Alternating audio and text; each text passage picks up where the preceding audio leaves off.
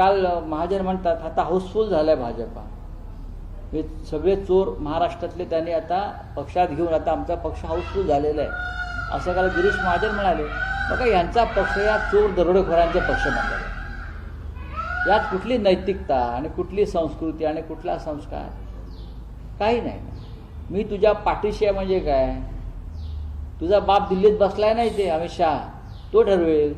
तुम्ही कोण ठरवणार? अमित शहा ठरवणार काय ते, एकनाथ शिंदे नाही ठरवणार, अजित पवार नाही ठरवणार. 4 मंत्र्यांना जावं लागणार. योगेश कदमांचं काय होत आहे, कोकाटेचं काय होत आहे, संजय सिरसाटचं काय होत आहे कळेल ना तुम्हाला उद्या. मात्र ते असे म्हणाले की चालू सरकार पलटवणारा हा एकनाथ शिंदे आहे. बघा चालू सरकार पलटवणारं वगैरे हे म्हणजे सोडून द्या हो. अमित शहाने तुम्हाला ताकद दिली नसती, तुम्ही कोण होता? अमित शहा, तुम्ही डरपोक लोक आहात, तुम्ही पळून गेले लोक आहात. आणि मगाशी जे म्हणालो की सगळे अनैतिक कृत्यात सहभागी झालेले, हनी ट्रॅपमध्ये अडकलेले अशी लोक घेऊन तुम्ही पळून गेलात. मग तुमच्या जेवढी ताकद होती तर मुख्यमंत्रीपद तुम्हाला का नाही मिळालं परत? जे मुख्यमंत्रीपद तुम्हाला वचन दिलं होतं ना, मग तुम्ही पुन्हा मुख्यमंत्री का झाला नाही?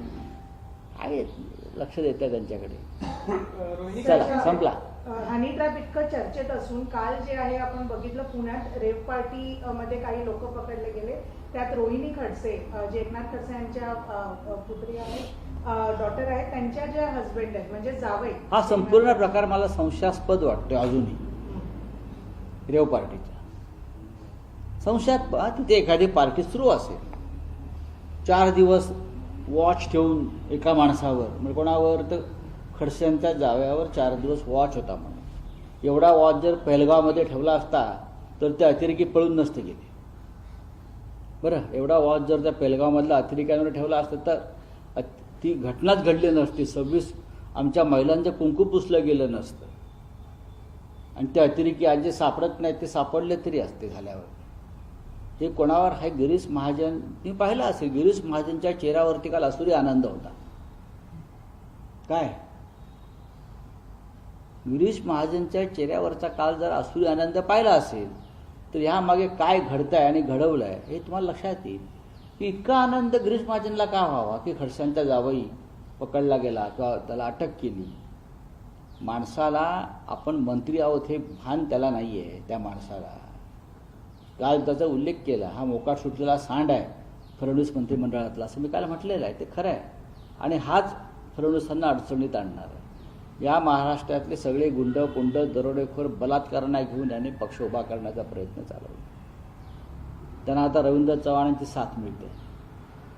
नैतिकता या राज्याच्या राजकारणात राहूच नये अशा प्रकारची भूमिका भारतीय जनता पक्षातल्या या लोकांनी घेतलेली आहे. काल जो रेव पार्टीचा प्रकार झाला तो जर खरा असेल, निष्पक्षपाती चौकशी केली तर त्याच्यामध्ये कठोर कारवाई का व्हायची ती होईल.